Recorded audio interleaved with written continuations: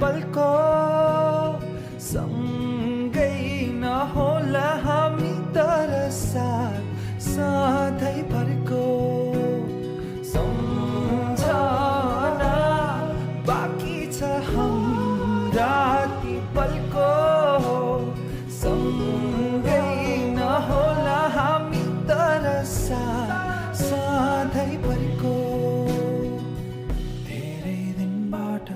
यहाँ शून्यता कालो बादल छाएको जस्तो